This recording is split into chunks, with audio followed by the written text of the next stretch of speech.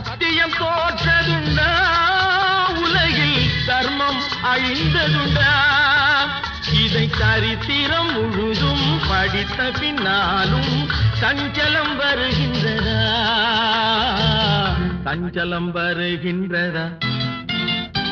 கடவுள் இருக்கின்றார் அது உன் கண்ணுக்கு தெரிகின்றதா